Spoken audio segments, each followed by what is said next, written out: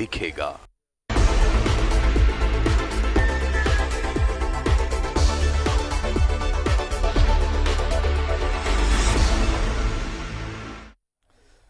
नमस्कार, जोहार। मैं अभिषेक भारती, आप न्यूज 11 भारत देख रहे हैं। क्या आपने कभी झुनझुना बजाया है? आप सोच रहे होंगे भला ये क्या सवाल है, झुनझुना तो बच्चे बजाते हैं। लेकिन झारखंड के अधिकारियों ने कई बार हमें झुनझुना बजवाया है, ऐसे झुन झन झन झन झन। जी हाँ, बिल्कुल। आपको यकीन नहीं होगा, लेकिन आज जो हम आपको दिखाने जा रहे हैं, आप सोचेंगे कि वो जो कहावत कही जाती थी, जो हमारे दादा नाना दादी नानी कहते थे कि जितना का बबुआ नहीं उससे ज्यादा का झुनझुना, आज हम आपको वो कहावत चरितार्थ होती दिखाएंगे, और वो भी हमारे आपके सबके घरों के आसपास। कोई बहुत ज्यादा दूर जाने की जरूरत नहीं है। दिखाते हैं हम आपको कि आज हमें झुनझुना कैसे पकड़ा गया है। आज का स्पेशल इस एपिसोड में हमारे साथ आप बने रहें।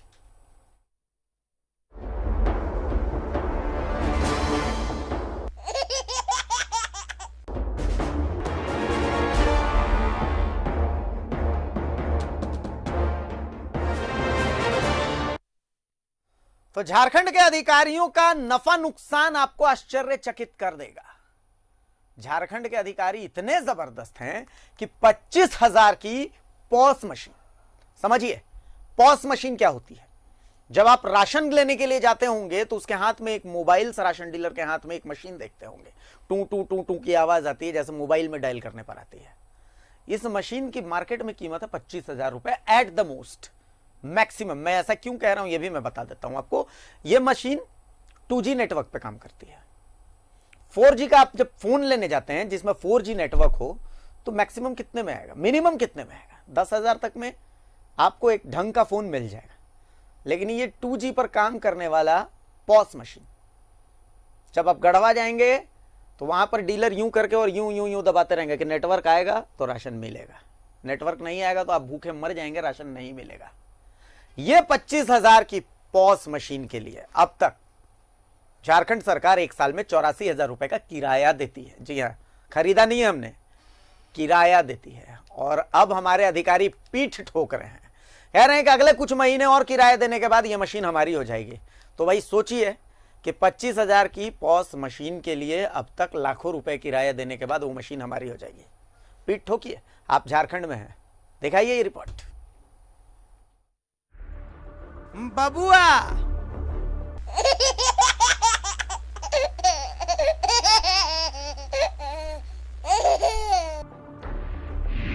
और बबुआ से महंगा झुनझुना।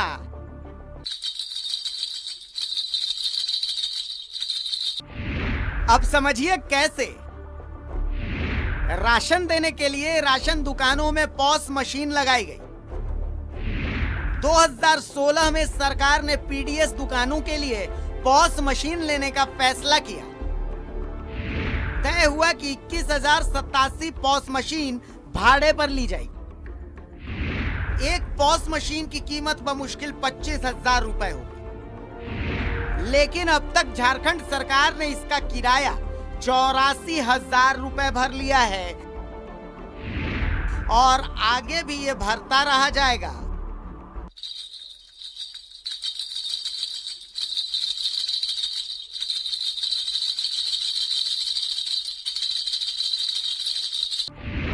समझे कैसे हुआ बबुआ से महंगा ये झुनझुना?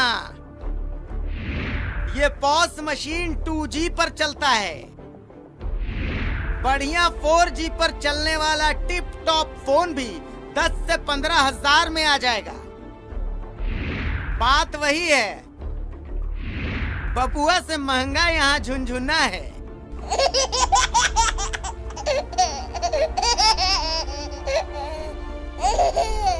के साथ ट्रांजैक्शन भी है, उसकी सर्विसिंग की भी कॉस्ट है।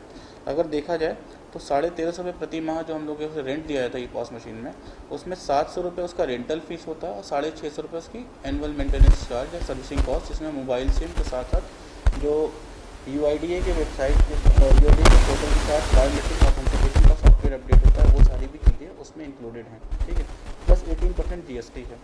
इस क्रम में हम लोग देखा जाए, प्लस उसके साथ जो एनुअल मेंटेनेंस है, मैन पावर डिप्यूट होता है हर डिस्ट्रिक्ट में, वो भी इंक्लूडेड है। इस क्रम में बाकी राज्यों से भी कंपेयर किया गया तो इसी मॉडल पे तेलंगाना, मध्य प्रदेश, पंजाब, सिक्किम, बिहार राज्य भी चल रहे हैं। ये झारखंड की लाल फीताशाही का उदाहरण है। अधिकारी चाहे तो कुछ भी कर सकते हैं। अधिकारी कहते हैं कि 5 साल बाद तो ये मशीनें हमारी हो जाएंगी। राज्यों ने इसको एक मुश्त दर पे भी लिया है, जैसे केरल और उड़ीसा में, लेकिन जिन्होंने एक मुश्त दर पे लिया उसके बाद भी वो annual maintenance cost, per month की मेंटेनेंस कॉस्ट वो पे कर रहे हैं। तो अल्टीमेटली देखा जाए तो ओवरऑल कॉस्ट मेंटेनेंस को इंक्लूड करते हुए देखा जाए तो झारखंड राज्य का बाकी राज्यों के मुकाबले या तो कम है या उनके इक्विवेलेंट है। और दूसरी चीज़ है कि 5 साल के बाद जुलाई 2021 में अगस्त 2021 में ये सारी की सारी पॉज मशीन सरकार स्वयं की खुद की हो जाएंगी। और हमारे मन से तो बस यही निकलता है, व्हाट एन आइडिया सर जी। हम फैन हो गए आपके। 25,000 की पॉज मशीन 5 साल बाद लाख रुपए देकर हमारी हो जाएगी। बचत का इससे बेहतर आइडिया तो हो ही नहीं सकता।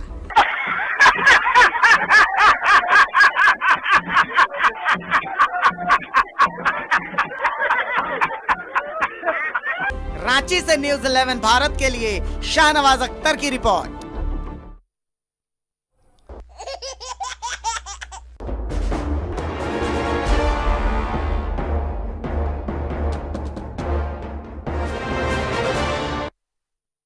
तो अब आपको समझ में तो आ गया होगा कि झुनझुना कैसे पकड़ा दिया गया हम लोगों को, और अब इस पर चर्चा करनी बहुत जरूरी है कि आखिर हमने ये झुनझुना पकड़ा क्यों। इस चर्चा के लिए हमारे साथ बीजेपी से प्रदीप सिन्हा साहब हैं, कांग्रेस से राजीव रंजन जी हैं, और जेएमएम से डॉक्टर तनुज खत्री हैं, और मासस से हमारे साथ सुशांतो मुखर्जी साहब जुड़े हुए हैं। सबसे पहले प्रदीप जी मैं आपके पास आऊंगा। कुछ दिन पहले की अखबार में देख रहा था, बाबूलाल मरांडी जी ने भी ये शेयर किया था। गढ़वा की खबर थी जहां पर नेटवर्क नहीं आने के कारण एक परिवार को राशन नहीं मिल रहा था। एक परिवार को क्या, पूरे गांव को ही राशन नहीं मिल रहा था कि नेटवर्क आएगा, डीलर कह रहे थे कि नेटवर्क आएगा और उसके बाद ही राशन मिल पाएगा। अब मेरे मन से सिर्फ यही निकल रहा है कि सर व्हाट एन आइडिया। अब इसमें आप क्वेश्चन मार्क भी लगा सकते हैं कि what an idea. Pradeep sir. देखिए, मैं समझता हूँ कि जो समस्याएं हैं नेटवर्क को लेकर वो कमोबेश पूरे झारखंड में है, और ये स्थिति 2G छोड़ दीजिए 4G में भी प्रॉब्लम आता है। तो इसलिए बाबूलाल जी जो सवाल उठाया, तो मैं समझता हूँ कि ये वाजिब प्रश्न है कि कई बार ऐसी समस्याएं आती हैं, लेकिन आप उसको जनरलाइज नहीं कर सकते कि हर दिन ऐसा ही होता होगा। सरकार अभी झारखंड मुक्ति मोर्चा की चल रही है, लेकिन मैं इतना जरूर कहना चाहूंगा कि अगर इस तरह की वाकयात रोज के होते तो निश्चित रूप से विरोध का स्वर ज्यादा मुखर होता। और दूसरे तीसरे दिन का होता है सर, कहीं कहीं होता होगा, दूरस्थ एरिया में होते होंगे, लेकिन मैं समझता हूँ कि कमोबेश आप देखेंगे अगर तो परफॉर्मेंस रेट लगभग 80% मेरा मतलब, मेरा सवाल ये है, देखिए ये लाल फीताशाही का उदाहरण है। मैं साफ साफ कह रहा हूं क्यों लाल फीताशाही का उदाहरण है कि इतना तो तय है कि मुख्यमंत्री साहब उस समय रघुवर दास जी थे, रघुवर दास जी जाकर के तो नहीं खरीद रहे होंगे। खाद्य आपूर्ति मंत्री सरयू राय थे, सरयू राय जाकर के तो नहीं खरीद रहे होंगे। अधिकारियों का आइडिया रहता है बेसिकली ये। अब ये मैं समझ सकता हूं कि मुख्यमंत्री के लिए पॉसिबल नहीं होता कि वो जाकर के और एक एक चीज की समीक्षा करेंगे। 25,000 5 साल बाद ये 3 लाख का हो जाएगा, ना इसका तो नहीं होना चाहिए। लेकिन उनको जानकारी, क्योंकि उनको अंधेरे में रखा जाता था, लाल फीताशाही हावी रहती थी, तभी तो ये 25,000 की चीज जो है उसको हम लाखों लाख रुपए में पता नहीं अब कितने दिन तक कितने लाख देते रहेंगे। देखिए, मेरा मानना है कि अब सरकारें या जो अर्ध सरकारी कंपनियां भी हैं वो कहीं ना कहीं आउटसोर्सिंग का सहारा लेती हैं। सरकारें अपने माथे सब कुछ नहीं लेना चाहती, क्योंकि अभी जिस तरह से आपके रिपोर्ट आ रहे थे, तो पॉस मशीन लेंगे तो उसको ऑपरेट करने के लिए, उसका सर्विसिंग के लिए, सारे चीज़ के लिए मैन पावर की आवश्यकता होगी। तो सरकारें इन चीज़ों से बचना चाहती है। किसी एजेंसी को काम दे दिया, ठीक है, राशि कितनी हो रही है इसकी गणना में हो सकता है कि कहीं कुछ कन्फ्यूजन हो या फिर कोई मिली भगत हो, लेकिन मैं समझता हूँ कि आउटसोर्सिंग का जो जमाना है, अब देखें कई विभागें गाड़ियाँ लेती हैं, क्योंकि गाड़ी अगर विभाग अपने पास खरीदना शुरू करे तो ड्राइवर के साथ साथ मेंटेनेंस, टैक्स, बहुत सारी चीजें देनी होती है। अगर ड्राइवर बीमार पड़ गया तो उसके ऑल्टरनेटिव के लिए भी आपको बैकअप रखना होगा। तो इस झंझट से मुक्ति के लिए आउटसोर्सिंग का फंडा जो है अब चल पड़ा है। तो मैं समझता हूँ कि आइडिया बुरा नहीं है उतना, लेकिन इम्प्लीमेंटेशन में और इवेल्युएशन में कहीं थोड़ी दिक्कत है। जरूर थोड़ी नहीं, भरपूर दिक्कत है, थोड़ी मोड़ी दिक्कत होती है। मेरी जितनी समझ है मैं उतना बताया। मैं इसकी दिक्कत की और थोड़ी सी विवेचना के लिए मैं डॉक्टर तनुज आपके पास भी आऊंगा और राजीव जी आपके पास भी आऊंगा। मैं पहले सुशांतो दा के पास आऊंगा। सुशांतो दा, व्हाट एन आइडिया है ना। देखिए, सबसे बड़ी चीज है कि हमारे गांव में अगर चले जाएंगे खूंटी क्षेत्र में, चाहे कोई भी गांव में, जब राशन दुकान खोलते हैं तो उन लोग ये कोशिश में लगे रहते हैं कि हम कौन सा पेड़ के ऊपर चढ़ेंगे, नहीं तो शाम तक बैठे रह जाएंगे। ऐसे तो राशन दुकान 10 दिन मैक्सिमम अगर खुल जाए तो ये बहुत बड़ा चीज है गांव की।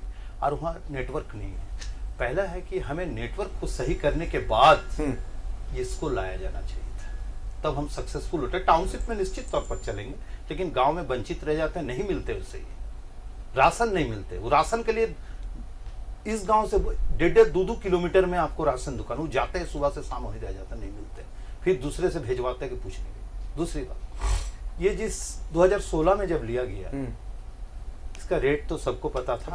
आज एट द मोस्ट, आज भी हम आपको बता देते हैं, आज का रेट अभी सेम डे का रेट हम आपको बता दें कि 15 से 16 हजार रुपया रेट है। और इससे बढ़िया है इस जिस कंपनी ने, विजन टेक ने इसे काम किया है, विजन टेक कंपनी ने इसे मेंटेनेंस किया है। ठीक है। मेंटेनेंस करने के बाद ये आप ना समझें कि 2021 के अगस्त आते आते ये सोच रहे कि इसका टाइम पीरियड 5 साल की कंप्लीट हो जाने के बाद जो उनके साथ हुए हैं करार, वो खत्म हो जाने के बाद वो फिर आपस आ जाएंगे उस ये प्रॉपर्टी। नहीं, ये जो है इसमें 50% से ज्यादा खराब निकल जाएंगे। अच्छा, फिर आपको नए टेंडर होंगे। तो हम ना चाहेंगे कि हमारे मुख्यमंत्री जी, माननीय मुख्यमंत्री जी इसे बंद करे, इसे निश्चित तौर पर चलाए। लेकिन हमारे जो नेटवर्क कंडीशन है, इसके लिए गांव की ओर, जो हमारे गांव की ओर जाने वाले, उस कम से कम पीडीएस को फ्री करे, उससे वंचित करे। आज जिसे हैंड से चलते थे वैसे चलने दे। जब नेटवर्क तंदुरुस्त हो जाए, बढ़िया हो जाए, उसके बाद ये लगाए। आज का डेट में भी अगर आप जाएंगे गांव में, किसी को अगर बोल दिए, किसी गांव में जाके किसी घर पे कि हमको राशन देने आना है, तो वो सारे काम छोड़ देते हैं कि राशन हम लेने जा रहे हैं, तो हम राशन तो लेके आएंगे, लेकिन दूसरा कोई काम नहीं होंगे। इसे मैनुअली चलाने की जरूरत है अभिषेक जी। अच्छा, सबसे बड़ी चीज जो मैं देखता हूं राजीव जी, ये जो राशन है ना, ये राशन जितना जरूरी है उसमें खेल भी उतना ज्यादा है। मैं आपको बताऊं कि आज से हफ्ते भर पहले मेरे पास सोना हाथू से कम 7-8 लोग हैं कि सर राशन डीलर जो है वो मनमानी करता है हमारे साथ। 15 दिन पहले आपको याद होगा, इसी प्राइम टाइम पर मैंने रांची के कोकर की बच्ची की एक खबर दिखाई थी कि उसको राशन नहीं मिल रहा है। और ऑफ द रिकॉर्ड में आपको बात बताता हूं कि मुझसे यह कहा गया कि सर राशन के लिए आप इसकी आवाज तो उठा रहे हैं, चलिए हम राशन बना भी देंगे इसके लिए, लेकिन हमारे पास 50 ऐसे रीजन है कि हम इसका राशन नहीं देंगे। आप अंदाजा लगाइए, उसको राशन की जरूरत है, पॉस मशीन वॉश मशीन सब कुछ सही है, लेकिन कितने खेल होते हैं। क्या गारंटी है कि इसमें भी खेल नहीं हुआ है। 25,000 की मशीन के लिए अगर लाखों रुपए चुकाए जा रहे हैं तो साफ साफ है कि इसमें खेल हुआ है। आखिर क्यों अधिकारी इतने हावी है? देखिए, निश्चित रूप से आपने जिस लाल फीताशाही की चर्चा की, और ये मामला आया था, एक आरटीआई कार्यकर्ता था गणेश, उसने आरटीआई पिटीशन लगाया था, और ये बातें सामने आई थी कि अगर एक बारगी सरकार इन मशीनों की खरीदी करती उस समय, तो 12.5 करोड़ रुपए की राशि लगती। ठीक है, पूरी कुल जमा। और जो अभी आपने हिसाब दिखाया, उसमें सरकार ने इस कंपनी को 222 करोड़ रुपए दिए। तो आप अंदाजा लगा सकते हैं कि इसमें क्या खेला हुआ होगा। अभी तो चर्चा है बंगाल चुनाव में खेला होवे, तो खेला হয়ে গেছে, ऑलरेडी खेला হয়ে গেছে এখানে। और अभी प्रदीप जी ने चर्चा की कि आजकल एक आउटसोर्सिंग का जो एक प्रचलन चल पड़ा है, तो कहीं ना कहीं नीतियों के निर्धारण में अगर नियत में खोट रख करके हम इस प्रकार की नीतियां बनाए, हम अगर एक बार की खरीदी कर लेते तो भी हम मेंटेनेंस का कार्य उनको अतिरिक्त रूप से दे सकते थे। कोई जरूरी नहीं था कि इसके मेंटेनेंस के लिए हम उसको रेंटल पर्पस से खरीदी करें और उसके बाद वो मशीन हो जाए। और बहुत वाजिब सवाल अभी सुशांत जी ने कहा कि अभी जैसे ही ये खत्म होगा, आधी मशीनें जो है कचड़े पेटी में चली जाएंगी या डाल दी जाएंगी और पुनः उनकी खरीदी का टेंडर निकाला जाएगा। तो इस प्रकार की चीजों को कहीं ना कहीं नियत में खोट रख के जो नीतियां बनती है, उसका परिणाम है ये घटना। और ये झारखंड राज्य ही नहीं, तत्कालीन समय में पूरे देश स्तर पर कई राज्यों में इस प्रकार के घोटाले इस पॉस मशीन के दौरान हुए। कानपुर का, उत्तर प्रदेश का घोटाला जो है सबसे ज्यादा पूरे देश में प्रचलित हुआ था। और कॉपी बुक स्टाइल में भ्रष्टाचार पर जीरो टॉलरेंस की बात तो होती थी, और हम लोग उस तत्कालीन समय में हम विपक्ष में थे, हम लोगों ने पूरी ताकत के साथ उस समय भी आवाज उठाया था। और आज हम आपके चैनल के माध्यम से ये आश्वासन देना चाहेंगे कि हमारी सरकार इन मामलों को लेकर के पूरी तरह से संवेदनशील है। माननीय मुख्यमंत्री जी के संज्ञान में ये मामला है, और मुझे लगता है कि शायद सत्र के दौरान भी इस बार चर्चा कहीं ना कहीं आई थी इस बात को लेकर के। अच्छा। और आज मैंने अखबार में पढ़ा भी कि तत्कालीन खाद्य मंत्री, खाद्य आपूर्ति मंत्री जो है, उन्होंने स्वयं कुछ मामले को लेकर के सीबीआई जांच की अनुशंसा, उन्होंने तो ई पॉस का भी विरोध किया था। नहीं, विरोध किया था, लेकिन अब सरकार किन परिस्थितियों में किन अधिकारियों के कहने पर इस टाई अप में गई इस कंपनी के साथ, ये तो जांच का विषय है। बिल्कुल, और यही बात मैं कह रहा हूं। इन तमाम चीजों पर आपने देखा होगा कि कई ऐसे अव्यवहारिक निर्णय लिए गए, जनता की गाढ़ी कमाई के टैक्स के पैसे का दुरुपयोग हुआ, क्योंकि पूरी की पूरी सरकार ही चल रही थी उस समय इवेंट मैनेजमेंट के तहत। एग्जैक्टली, यही इवेंट मैनेजमेंट, एक इवेंट के तहत नीतियां बनती थी और इवेंट को क्रिएट किया जाता था, और कैसे हम अपने चेहरे को चमका सके, बावजूद उसके कि उन योजनाओं के क्रियान्वयन को लेकर के हमारी गंभीरता दिखे या हमारी योजनाओं का लाभ जनता को मिले। अब इस पूरे प्रकरण में आपने जो नेटवर्क की चर्चा की, फिर आधार से लिंक करने के मामले को लेकर के हमारा 11 लाख से ऊपर कार्ड को डिलीट कर दिया गया। मैं एक छोटा सा उदाहरण दे रहा हूं राजीव जी, लोगों को। जैसे मैं बहुत छोटा सा उदाहरण दे रहा हूं। मैं रांची से 45 किलोमीटर दूर एक छोटे से गांव में रहता हूं, पंडरी नाम है, रांची डाल्टनगंज के रास्ते पर। तो मैं अपने गांव में कुछ दिनों की छुट्टी पे अभी गया था, घूम रहा था ऐसे, तो एक बुजुर्ग महिला मिली। अब उसने मुझे बताया कि उसके अंगूठे के सारी रेखाएं मिट गई हैं, और राशन वाला इसलिए उसे राशन नहीं दे रहा है कि उसकी रेखाएं मिट गई हैं, वो पॉस मशीन ले नहीं रही है। कह रहा है कि भाई अब मैं तुम्हें कैसे राशन दूं। ये मैं टेक्निकल समस्या बता रहा हूं कि ये टेक्निकल समस्या है, इस समस्या का समाधान किया जाना चाहिए। गड़बड़ी हो रही है, नहीं हो रही है, चलिए वो तो बहुत आगे की बात है कि गड़बड़ी हो रही है, लेकिन मैं कह रहा हूं कि आप डिजिटल क्रांति कर रहे हैं, सब कुछ कर रहे हैं, लेकिन भाई डिजिटल क्रांति किसके लिए? वो जो यहां से नवाटाड़ गांव में बुधवा उराव बैठा हुआ है, उसके हाथों की काम करते करते करते करते उसके हाथों की लकीरें मिट गई हैं, आप उसको तो राशन दे नहीं पा रहे हैं। सबसे ज्यादा राशन की जरूरत किसको है? उसको ही है। डॉक्टर तनुज, देखिए, डिजिटल क्रांति के नाम पर केंद्र सरकार ने कई घोषणाएं की, वाहवाही लूटने का काम किया, देश को कैशलेस, वाकई में अगर उसकी हम टर्मिनोलॉजी पर जाएंगे तो कैशलेस कर दिया। राष्ट्रीय सुरक्षा अधिनियम 2013 के तहत जिसकी हम चर्चा कर रहे हैं, पॉस मशीन की, उसके तहत गरीबों को ग्रामीण क्षेत्र में 75%, शहरी क्षेत्र में 50% अनाज की सुविधा है।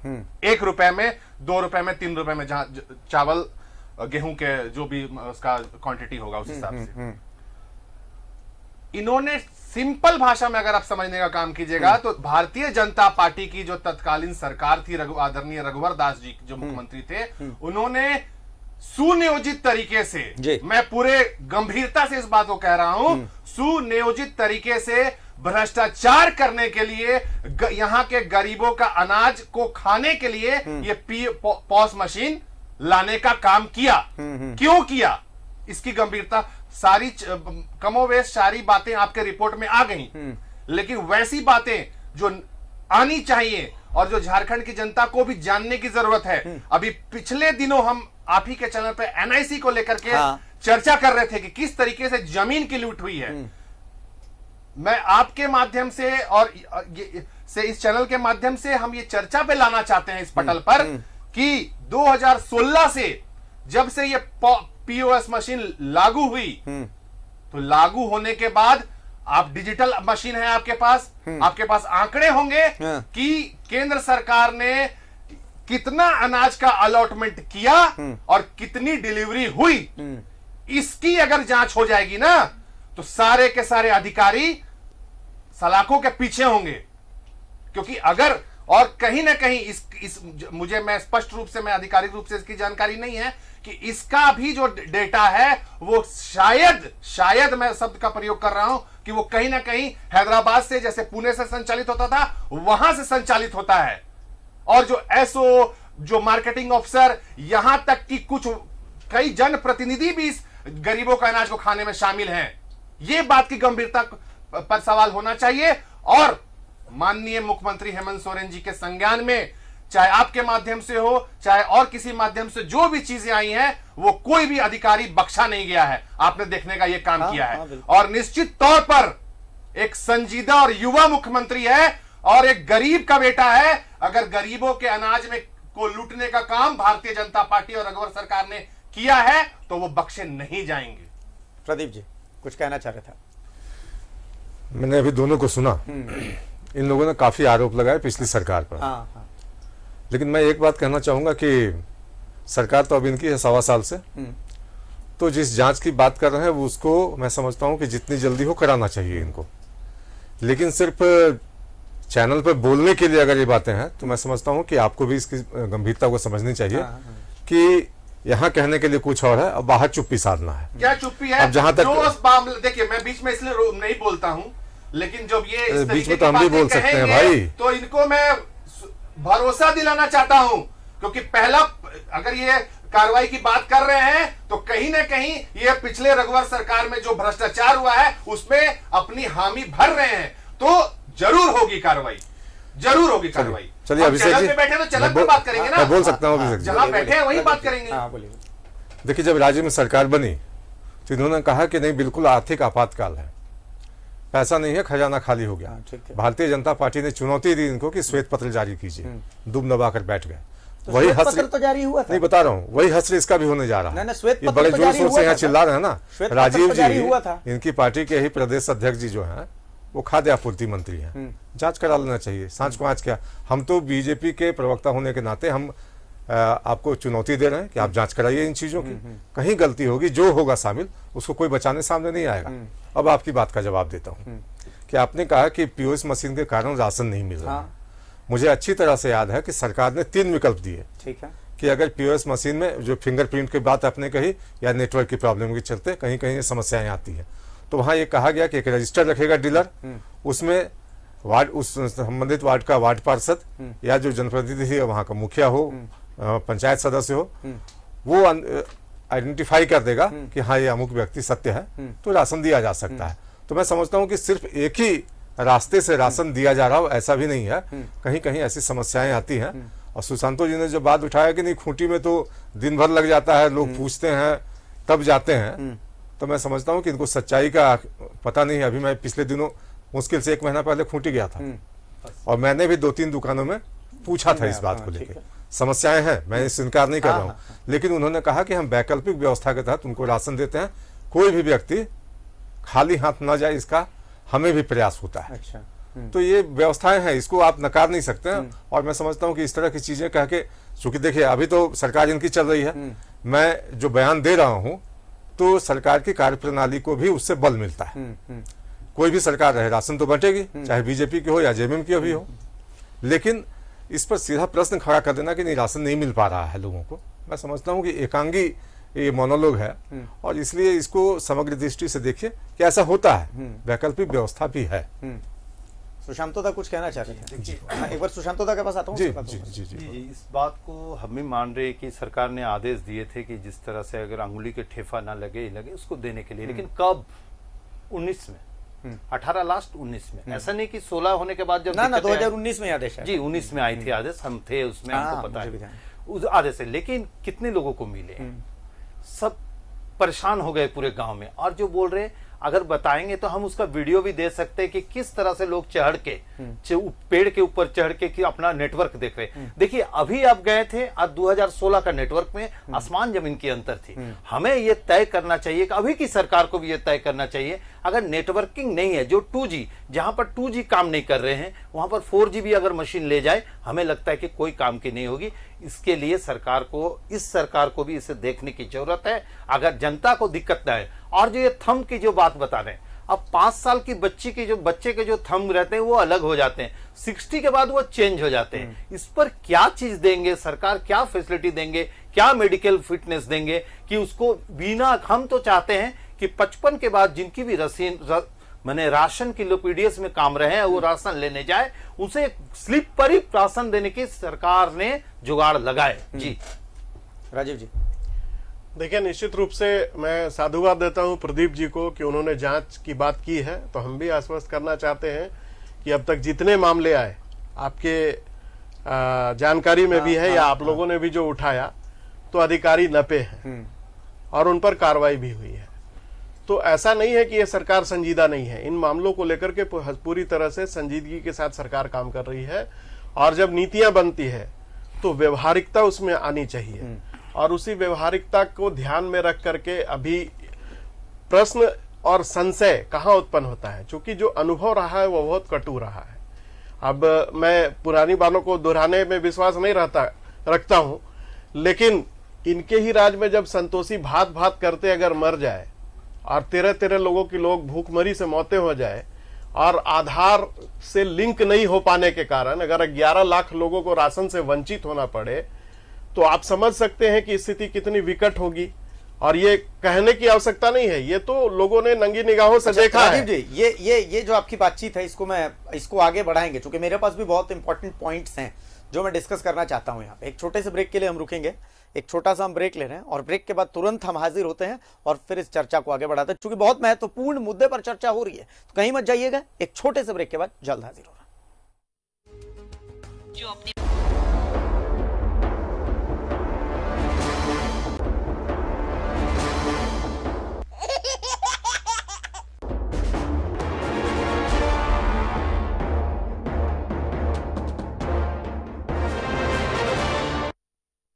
तो ब्रेक के बाद एक बार फिर स्वागत है आपका, और बहुत महत्वपूर्ण विषय पर चर्चा हो रही है और इस चर्चा को आगे बढ़ाना चाहूंगा मैं। प्रदीप जी हमारे साथ हैं बीजेपी से, राजीव रंजन साहब हैं हमारे साथ कांग्रेस से, डॉक्टर तनुज है हमारे साथ जेएमएम से, और हमारे साथ मार्क्सिस्ट से सुशांतोदा है।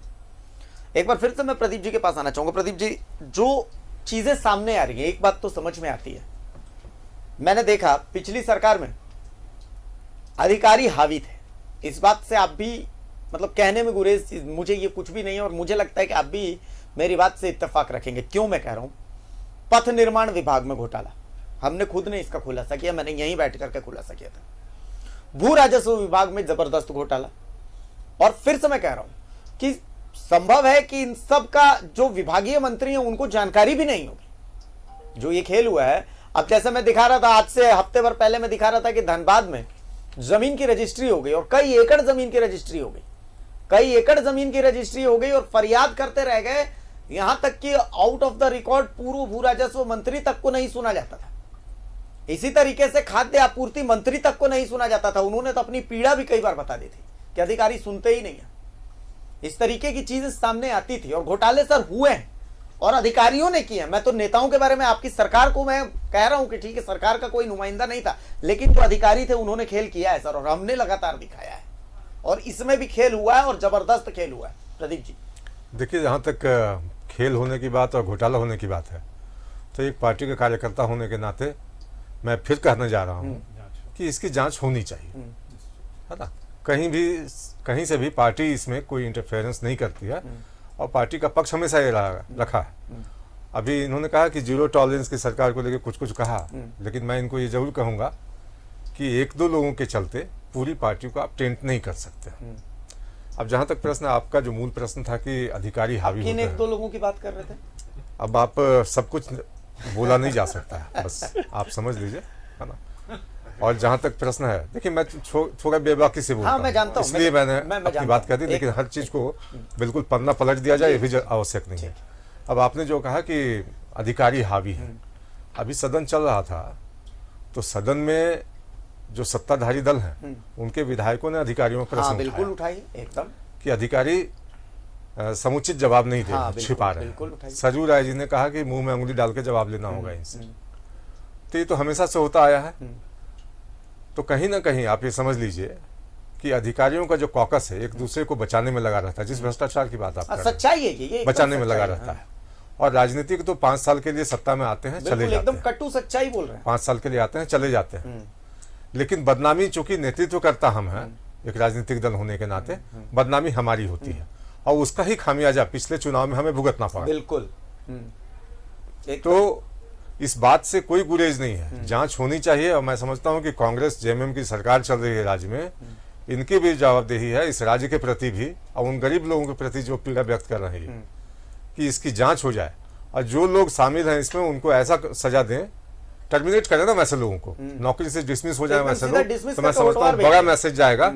और एक जो नजीर की बात कर रहे हैं कि युवा मुख्यमंत्री हैं, नजीर पेश कर रहे हैं, तो कहीं ना कहीं नजीर पेश करने का ये बहुत ही अप्रतिम अवसर है। राजीव जी, पता है झारखंड सबसे ज्यादा किस चीज से डरता है? ईमानदारी से डरता है और ईमानदारों से डरता है। वो लोग जो ईमानदार बन के बैठे हैं ना, ईमानदारी के नीचे उन्होंने जिस बेईमानी का चोला डाल रखा है, झारखंड उससे बहुत डरता है। और प्रदीप जी ने जो बात कही है, बहुत हिम्मत चाहिए उस बात को कहने के लिए। वो मान रहे हैं कि हाँ भाई अधिकारी हावी हैं। देखिए निश्चित रूप से, और मैं तो बराबर इनकी जो बात रखने का अंदाज है उसका एहतराम करता हूं कि पूरी ताकत के साथ कोई पार्टी की वैचारिक प्रतिबद्धता को भी दरकिनार करके जो सत्य होता है ये कहते हैं। ये तो मैं बहुत बार स्वीकार कर चुका हूं ऑन एयर भी, और आज भी इनको साधुवाद दे रहा हूं। लेकिन सवाल ये है कि जिस प्रकार से अभी आपने चर्चा की, इन्होंने चर्चा की कि जांच होनी चाहिए, हम जांच के लिए अग्रसर हैं। जो चीजें बहुत दिनों तक खराब होती रही हैं उसको ठीक करने में थोड़ा वक्त और जरूर लगता है। और जो हमें विरासत में मिला है कि पेंडेमिक, एक विरासत नहीं कह सकते हैं कि अचानक से ये आ गया, हाँ, तो इसको लेकर के अप्रत्याशित रूप से, तो आज भी जो है खतरा टला नहीं है। कल के आंकड़े देख लीजिए कि किस प्रकार से बढ़ोतरी हुई है। इसके बावजूद एक एक व्यक्ति तक राशन पहुंचाने के लिए पूरी सरकार ने जो काम किया उसका ही नतीजा है कि इस 1.25 साल के शासनकाल के दौरान एक भी मौत भूखमरी से नहीं हुई इस राज्य में। और जो एक घटना हुई थी गढ़वा में, जिसमें एक वीडियो संलिप्त था, आप लोगों ने भी दिखाया था कि राशन जो है वो सरकारी जीप में भर के कहीं और चला गया था, तो हमारे खाद्य आपूर्ति मंत्री ने तुरंत उसको स्वतः संज्ञान लेते हुए जैसे ही मामला प्रकाश में आया उस पर कार्रवाई हुई, एफआईआर हुआ और वो अधिकारी दंडित किया गया। तो हम उससे कहीं गुरेज नहीं करेंगे, लेकिन हम चाहेंगे कि जितनी भी चीजें सामने आ रही हैं, आप इसी तरह से, आपके चैनल को भी मैं धन्यवाद देता हूं कि इन सारे विषयों को, क्योंकि हमारी जवाबदेही किसके प्रति है? जनता के प्रति है। और जनता के लिए अगर नीतियां बनती है और उन नीतियों में अगर नीयत में खोट रख करके नीतियां बनेंगी तो ये परिणाम और इस प्रकार के हमें समाचार देखने को लगातार मिलते रहेंगे। तो कहीं ना कहीं सरकार चाहे किसकी भी रहे, अगर अधिकारी अपने हित में इस प्रकार की नीतियां बनाने के लिए अगर सरकार को भी वादे करते हैं तो सरकार को भी सजग रहना पड़ेगा, क्योंकि जो आंकड़े हैं वो बहुत भयावह हैं। 12.5 करोड़ रुपए की जो जिस मद में खर्च होने चाहिए था उसमें अगर 222 करोड़ देना पड़ा है इस झारखंड जैसे गरीब राज्य को, जहां आज पैसे पैसे के लिए राज्य सरकार मोहताज हो गया है, तो कहीं ना कहीं ये तो बड़ा गंभीर विषय है। और ऐसे जो लोग भी इस मामले में भी संलिप्त रहे हैं, निश्चित रूप से उन पर कड़ी से कड़ी कार्रवाई होनी चाहिए। और मैं आज चैनल पर ये जरूर कहूंगा, प्रदीप जी ने हम पर संशय जरूर किया है, लेकिन आपने भी देखा होगा कि जिन विषयों को जब भी मैं परिचर्चा के दौरान आता हूं तो उस विषय को जो शीर्षस्थ नेतृत्व है उससे उसके सामने रखने की ताकत रखता हूं और एकदम मैं उसको रखूंगा। डॉक्टर तनुज, मेरा सवाल ये, देखिए सदन में भी हमने देखा कि विधायक बोल रहे थे, दीपिका पांडे ने कहा कि अधिकारी हमारा फोन नहीं उठाते हैं, सरयू राय कह रहे थे कि भाई हमें तो उंगली डालनी पड़ती है तब जाकर के अधिकारी बोलते हैं, और यहां तक कि मुख्यमंत्री ने बजट सेशन के फाइनल जो उनका कमेंट था उसमें वो कह रहे थे कि भाई अधिकारियों को हावी नहीं होने दिया जाएगा। आप अंदाजा लगाइए कि अब मोमेंटम झारखंड है, मोमेंटम झारखंड जैसा ये जो इवेंट है ये किसी नेता के दिमाग की उपज नहीं हो सकता, ये अधिकारियों के दिमाग की उपज थी। आप देखिए कि भाई फलाना जगह जाकर के हम रोड शो करेंगे, फलाना ठेमका जगह जाकर के हम रोड शो करेंगे, दिल्ली में हम रघुवर जी का पोस्टर लगवा देंगे, ये सब रघुवर जी के दिमाग की उपज नहीं हो सकती, ये सब उनके आसपास के अधिकारियों के दिमाग की उपज थी। बिल्कुल ये सब इजराइल भेजेंगे किसानों का, कितने किसानों का भला हो गया इजराइल भेजने से? कितने किसानों ने आज मतलब रूट पाथ ब्रेकिंग खेती कर दी? ये सब क्या रघुवर जी का आइडिया था? बिल्कुल नहीं था। लेकिन खामियाजा किसने भुगता? जिन लोगों का आइडिया था या तो वो पूर्व मुख्य सचिव बनकर के आराम की नौकरी निभा रहे हैं, या फिर उनके आज भी वो सरकार के गुड बुक्स में आराम से ईमानदारी का चोला पहन करके और बैठे हुए हैं। Post retirement employment. हाँ बिल्कुल तनुज, बिल्कुल आपने बहुत अच्छी बात कही कि ये कोई एक नेता का ये आइडिया नहीं हो सकता है।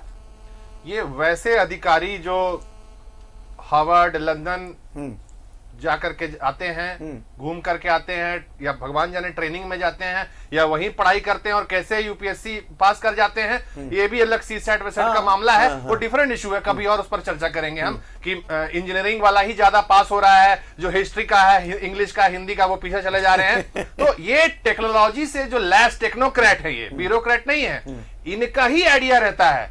लेकिन साथ देने वाला भी तो उतना ही बराबर दोषी है। वो क्यों इनके बातों में आ जाता है कि हम चाइना चले जाते हैं घूमने के लिए, तो हम यहाँ रोड शो कर लेते हैं, तो हम red carpet, yellow carpet, green carpet बैठाते हैं। लेकिन इस सरकार में तो ये सब नहीं होना चाहिए। बिल्कुल कहाँ हो रहा है, देखिए बिल्कुल नहीं हो रहा है। हाँ, कुछ कह इनको अगर अभी मौका मिलता ना कि हार्वर्ड से इनविटेशन आता तो ये चल जाते फ्लाइट पकड़ के। माननीय मुख्यमंत्री ने ऑनलाइन बात किया और अपनी बातों को रखने का काम किया। एक सेकंड और मैं अपनी बात को खत्म कर लूं। इस आप इन्होंने जो गंदगी फैलाई है, प्रदीप जी का जो इन्होंने अच्छी बातें कही उसका हम सम्मान करते हैं, लेकिन जो गंदगी फैलाने का काम हुआ पिछली सरकार में, उससे हम उभरने में हमें समय लग रहा है। आप सोचिए कि आपको मैं एग्जांपल दे रहा हूं जिसकी चर्चा हुई भी है कि पूरे कोरोना काल में एक भी मौत, ये तो हालांकि ये बताना उपलब्धि नहीं होना चाहिए कि एक भी मौत नहीं हुई, ये उपलब्धि के तहत हम नहीं बता रहे हैं, हम चर्चा के पटल पर इसको ला रहे हैं कि एक भी भूख से मौत नहीं, कैजुअलिटी नहीं हुई। अगर इनका सिस्टम रहता तो आप देख रहे थे किस तरीके से संतोषी भात करते करते पिटरवार में क्या हुआ था अभिषेक जी, जय बताएंगे? पिटरवार में देखिए कसमार प्रखंड में क्या हुआ था, बताएंगे डॉक्टर तनुज, बताएंगे, सब बताएंगे, बताने के लिए ही यहाँ है। लेकिन अगर कोई चार अच्छी बात कर देगा तो इसका, अगर ये अपने ही किसी नेता की बुराई कर देंगे तो इसके सारे पाप नहीं धुल जाएंगे अभिषेक जी। 5 साल और क्यों कहे कि पूरे 16 साल किस तरीके से झारखंड ने जो दंश झेला है, ये आप बताइए कि कोई व्यक्ति, आप ही बता रहे थे ना कि अंगूठे के निशान मिट जाते हैं और उसके बाद उसको अनाज नहीं मिलता है। तो वही बात हो गई कि आपके अगर हाथ में रेखा नहीं है तो आपका भाग्य नहीं है। ये इस पर कब आप गंभीरता से बात करेंगे या इस पर क्या जवाब देंगे? ठीक है, आपने बोल दिया, आप अरे तो सरकार का काम है, आपके सारे कुकर्मों का कार्रवाई जांच तो होगा, हो रहा है ना, हर दिन तो आप देख रहे हैं। आप ही के चैनल के माध्यम से कई चीजें आई, आपके पास डाटा होगा कि किस तरीके से माने ऑन द स्पॉट फैसला हुआ। गिनाने की जरूरत नहीं है हमें। लेकिन अगर इनके 2016 से, जब मैं फिर उस बात को दोहराता हूं कि अगर जो अनाज के दुश्मन और अनाज के चोर जो बैठकर सुन रहे होंगे तो उनको ये कान खोल लेना चाहिए, अपने कान खड़े कर लेने चाहिए कि 2016 से लेकर के 19 तक या अभी तक भी जो अलॉटमेंट आया, क्योंकि अभी राशन कार्ड 2 साल से नहीं बना है, जो भी बना था इनके कार्यकाल में बना था। अरे जांच करवा लीजिए, जिनके घर में, जिसके पास 4 चक्का है, 2 चक्का है, 3-3 मंजिला इमारतें हैं, वैसे लोग भी तो राशन कार्ड लेके बैठे होंगे। इसकी भी तो जवाबदेही होनी चाहिए। सिर्फ आप ये बोल दिए कि हाँ मैं कहता हूं जांच करा दीजिए, अरे वो तो होगा, वो तो स्वाभाविक प्रक्रिया है। गलत होगा तो सजा होगी, जजमेंट होगा। सुशांतोदा के पास एक बार मैं आ जाता हूं। सुशांतोदा, देखिए, आपने एक बात रखा कि मोमेंटम झारखंड की, निश्चित तौर पर मोमेंटम झारखंड में 130 कंपनियां के साथ एमओयू हुई, बिल्कुल, जिसमें 117 कंपनी ने अपने आप आपस ले ली, वापस चले गए, और 13 कंपनी विदेशी की थी, वो भी आपस हो गए। तो हमारे झारखंड को ये बताइए कि क्या फायदा हुआ? पैसे की तो लूटमाट हुई, पूरे लूटे, हवा में हाथी उड़े, हम लोग भी देखे। अभी तक हमें जो पता है कि कितनी होटलों की बिल बाकी है, जबरदस्त बाकी है कई राज्यों पर, और यहाँ छोड़िए हरियाणा पर भी हमारा उधार बाकी है। और बता दे अभिषेक जी, जिनको लाना था वो नहीं आए, उनके परिवार आ गए, उनके साले आ गए, उनके बहनों आ गए, और यहाँ होटल में रहे। जिस होटल ने एक बुक करना था, एक रूम लेना था, उन्होंने 6 रूम ले लिए। अब सरकार बताती है कि हमारे पास जो लिस्ट है आपको 1 रूम देना था, लेकिन अब 6 रूम का हमको पेमेंट करने बोल रहे, कैसे करेंगे? वो किनके आदेश से उसे दिया गया था? निश्चित तौर पर पिछली सरकार। और हमारे 10 लाख एकड़ जमीन लैंड बैंक में डाल दिए और बांटने के लिए तैयार थे, लेकिन किसी ने लिया नहीं। ये सबसे बड़ी चीज है। हजारों करोड़ रुपया जो गए हैं, इसका जवाबदारी तो वही होंगे और जांच उनकी होगी। निश्चित तौर पर जांच होनी चाहिए और जो भी इसमें सफेद पोश चाहे जो भी हो उस पर जांच हो और उस प्रदीप जी कुछ कहना चाह रहे थे। देखिए, मैं कहना चाह रहा था कि जो विषय जिस पर चर्चा हो हाँ, रही उसी है, पर हम उसी पर जो विषय चर्चा हो रही है, ये राजनीतिक विषय नहीं है, ये जनहित का विषय है। लेकिन अब मेरे मित्र तनुज खत्री जी कुछ ज्यादा ही पॉलिटिकल आरोप पर ध्यान दे रहा है। तो मैं ये कहना चाहूंगा कि अभी तो सरकार इनकी चल रही है। 14 महीने की जब हेमंत सोरेन की सरकार थी तो बालू बेचने का काम किसने किया, तो वो भी राज्य की जनता ने देखा है। अब आगे बढ़ता हूँ कि जिस तरह से चीजें आ रही हैं सामने, तो निश्चित रूप से सुधार के लिए कदम उठाए जाने चाहिए। इसमें किसी को भी मैं समझता हूँ परहेज नहीं होगा। लेकिन जो बात आपने भी उठाया कि नहीं, मोमेंटम झारखंड में सरकार फेल्योर हो गई, इन्वेस्टमेंट काफी हो गया, फेल्योर हो गई। मानता हूँ आपकी बात की उतना प्रतिफल नहीं मिला जितने हमने उम्मीद की होगी। ठीक है। अब राज्य के मुख्यमंत्री जिन्होंने पूरे प्रदेश में माहौल बनाया कि कॉर्पोरेट घराना सिर्फ जमीन लूटने के लिए यहाँ आता है, अब उन्हीं कॉर्पोरेट घरानों के पास जाकर चिरौरी कर रहे हैं कि राज्य में उद्योग धंधे लगाइए। हो सकता है उनको सफलता मिले, नहीं भी मिले। तो क्या कल मैं इस बात को लेकर प्रश्न खड़ा करूं कि आपने भी दिल्ली दौरे के लिए अधिकारियों के साथ गए थे, इतना खर्च हो गया, राशि, पैसा डूब गया जनता का।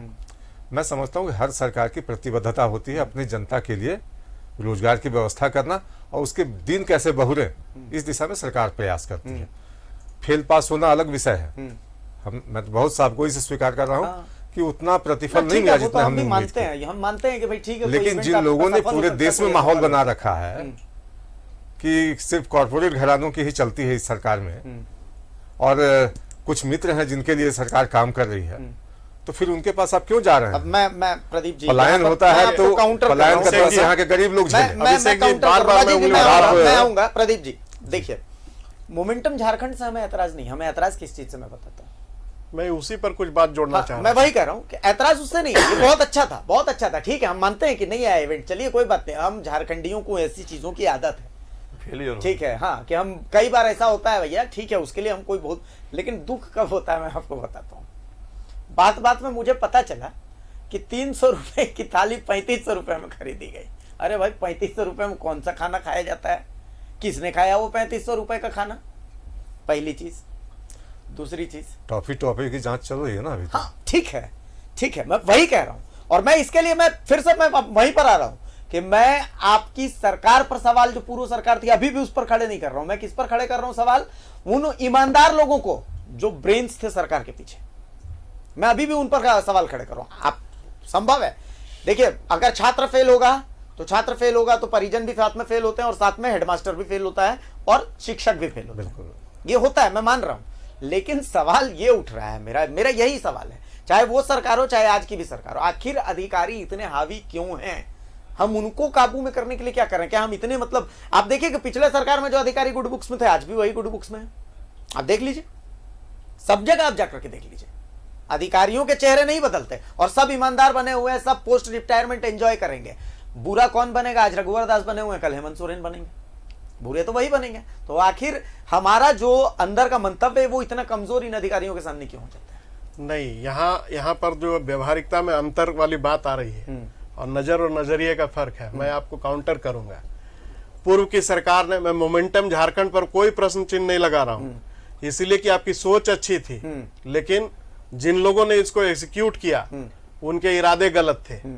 इस पर आपने भी सहमति जताई। हाँ। निश्चित रूप से आज की सरकार और पूर्व की सरकार में व्यवहारिकता में अंतर क्या है कि हमारे यहाँ जो लोग ऑलरेडी इन्वेस्टर्स हैं, जिन्होंने अपनी पूंजी यहाँ लगा करके आज रुग्ण उद्योग के नाम पर आज जो बैठे हुए हैं, इस सरकार ने स्टेक होल्डर्स की मीटिंग करके पहले उनको स्थापित करने के लिए उनसे चर्चा करना प्रारंभ किया है, न कि हम आडंबर करके। और ऐसी ऐसी गलतियां हुई अभिषेक जी कि जब क्रिसमस की छुट्टी होती थी तब हम रोड शो करने जाते थे विदेशों में। जब लोग छुट्टियां मनाते थे तो आप किसके साथ रोड शो कर रहे थे? अगर जांच करवा दी जाए कि जब रोड शो करने के लिए सरकार और उनकी पूरी टीम, सिंगल विंडो सिस्टम, बहुत तामझाम से पूरा प्रचार, ऐसा नहीं है कि आपके पाप धुल जाएंगे। कहीं ना कहीं ठीक है, अधिकारियों पर तो हम कर रहे हैं, लेकिन आपकी सरकार की सोच और आपकी प्रतिबद्धता ही कहीं ना कहीं प्रश्नवाचक चिन्ह उस पर भी खड़ा होता है कि आप दिसंबर के महीने में आप जाकर के रोड शो कर रहे हैं, जब एक लंबी छुट्टी पर जाता है पूरा यूरोप, आप वहां जाकर के रोड शो कर रहे हैं। कौन दोषी है इसके लिए? जांच नहीं होगा? अभी आपने कहा कि 3500 रुपए की थाली कौन खा गया? सुशांतो जी ने कहा कि एक कमरा बुक करना था, 6 कमरा का अभी बिल पेंडिंग दिखाया जा रहा है। अब ये पूर्व की सरकार की मार है, सरकार ने उसके साथ एग्रीमेंट किया होटल वालों के साथ, कल ये देनदारी तो सरकार पर आएगी। बिल्कुल, इस सरकार हो चाहे कोई सरकार हो, जो सरकार में बैठेगा उस पर ऊपर देनदारी आएगी ना। तो कहीं ना कहीं अगर हम गरीब जनता की गाड़ी कमाई के टैक्स के पैसे का दुरुपयोग करने लग जाएं, तो ये चीजें सामने आती हैं। लेकिन जो नीति बनती है वो नियत में खोट रख के नहीं बननी चाहिए। हमारे यहाँ पहले से भी बहुत सारे उद्योग लगे हुए हैं जो आज रुग्ण है, उनकी क्या समस्याएं हैं, पहले हमको प्रथम दृष्टया उसको दूर करने के लिए पहली बार पूर्ण बहुमत की सरकार आई थी, लोगों को ये उम्मीद था, भरोसा था कि राज्य में विकास बढ़ेगा, लेकिन हुआ क्या? हाथी उड़ा, हाथी उड़ा और उड़ के कहां धड़ाम से गिरा ये बताने की आवश्यकता नहीं है। हमारे पास अब 2 मिनट और हैं। मैं एक फाइनल कमेंट प्रदीप जी से आपसे लेना चाहूंगा। प्रदीप जी, देखिए, जिस विषय पे आज चर्चा हुआ निश्चित रूप से जांच तो गंभीर होनी चाहिए। देखिए, गड़बड़ी तो हुई, आप भी मानेंगे। मैं तो बार बार बोल रहा हूँ इस बात को। अभी भी राजीव जी ने बात कहा कि जो लोग विदेश दौरे पर गए, इनको लगता हो कि उसमें भी खामियां, तो करना चाहिए। हाँ, चलिए उसको आप छोड़ देते कोई हैं, तो दिक्कत इस पर बात करते हैं। और जिस विषय में भी सरकार को लगता है कि पूर्ववर्ती सरकार ने अमुक जगह गलती की, जानबूझ करके इनके कहे अनुसार, तो जांच करना चाहिए। ठीक है, सिर्फ जांच का डर दिखा दिखा के माहौल बनाने की कोशिश नहीं करनी चाहिए। चलिए डॉक्टर तनुज। देखिए, फिर मैं दोहराता हूं कि जांच का डर, हम डराने वाली सरकार नहीं है, एक्शन लेने वाली सरकार है, और एक्शन हुए हैं, उसको गिनाने की जरूरत नहीं है। मैं फिर आपके माध्यम से, चूंकि वो हर बात में अपनी सहमति देते जा रहे हैं, मैं तो चुनौती भी दे रहा हूँ सहमति के क्या साथ। दीजिएगा? चुनौती चुनौती है, जांच कीजिए ना। आपको तो जनता कुछ ने मिलेगा नहीं, फैक्ट्स मिलेगा नहीं, इसलिए आप उसको स्वीकार नहीं करते हैं। नहीं, चुनौती नहीं आप दे सकते हैं। सरकार का काम है, जब जब किस तरीके के भ्रष्टाचार की बातें आएंगी, जांच हुई है और आगे भी होती रहेगी, और वैसे सभी दोषी उन पर कार्रवाई हुई है और होती रहेगी। चलिए राजीव जी, एक फाइनल कमेंट आपकी तरफ से। देखिए, निश्चित रूप से ऐसा नहीं है कि एक मोमेंटम की हम चर्चा कर ले, ऐसे कई घोटाले हैं, नमक घोटाला है, राष्ट्रीय बागवानी मिशन घोटाला है, कमल घोटाला है, तमाम चीजों की जांच होगी, इतना भरोसा। पॉस मशीन की भी जांच होगी, मतलब आप, और मैं इसके लिए आगे बढ़ के जाऊंगा, और भाई छोटे भाई तनुज जी हो, सुशांतो जी हो, सबको लेकर के जाऊंगा माननीय मुख्यमंत्री जी के पास। आपूर्ति मंत्री चूंकि डॉक्टर रामेश्वर बिल्कुल मैं जाऊंगा। मैं हम तो बोले कि पूरे पैंडेमिक के दौरान जिस खाद्य आपूर्ति मंत्री की आप चर्चा कर रहे हैं, उनकी जो गंभीरता थी वो पूरी तरह से दिखी। पहली बार राज्य में पुलिस का चेहरा बदला। जिस थाने में लोग जाना से डरते थे, वहां खाना खाने जाने लगे लोग। और एक मतलब मैं ये मानूं ना कि ये मामला उनके संज्ञान में आएगा। बिल्कुल बिल्कुल आएगा, और हम लोग लेकर के जाएंगे, जहां जाना पड़ेगा वहां जाएंगे, लेकिन दोषियों को दंडित करवाएंगे। एक फाइनल कमेंट आपकी तरफ से भी। देखिए, निश्चित तौर पर सरकार को जांच करनी चाहिए। पिछली सरकार ने जांच नहीं की बोल के आज उनकी हाल है। अगर ये सरकार जांच नहीं करेगी तो जनता फिर देखेगी, लेकिन अभी जांच नहीं हो रही है। जिसको पनिश किया जाता है उसको दूसरे जगह पोस्टिंग दी जाती है। इस पर भी हमें ध्यान देने की जरूरत है, और सरकार इस पर काम करे अच्छी से हमारी झारखंड। चलिए, बहुत शुक्रिया, आप चारों मेहमानों को बहुत शुक्रिया। और मैंने अपने कैरियर में इससे कंस्ट्रक्टिव डिबेट नहीं की है कभी। मतलब ये डिबेट नहीं थी, आज पहली बार मैंने यहाँ बैठ करके, इस प्राइम टाइम में बैठ करके और चर्चा की है, डिबेट बहस नहीं की है। बहुत बहुत शुक्रिया आप चारों मेहमानों का कि आप हमारे साथ जुड़े। और खास करके शुक्रिया मैं प्रदीप जी का करूंगा कि प्रदीप जी, आपके पॉइंट्स ऐसे थे, उन पॉइंट्स को सुनने के बाद ऐसा लगता है कि हाँ, इस मामले की जांच जरूर से होनी चाहिए। आश्वासन मिला है हमें कि संबंधित विभाग तक ये बात पहुंचेगी। हम भी उम्मीद यही करते हैं कि भाई इस मामले में भी जब तक तोड़ेंगे नहीं तब तक छोड़ेंगे नहीं। बहुत शुक्रिया आप सबों का। और फिलहाल इस मामले में आप सब बहुत धन्यवाद के पात्र हैं कि आप लोगों ने आप हमारे साथ जुड़े और हमने इस पर चर्चा की।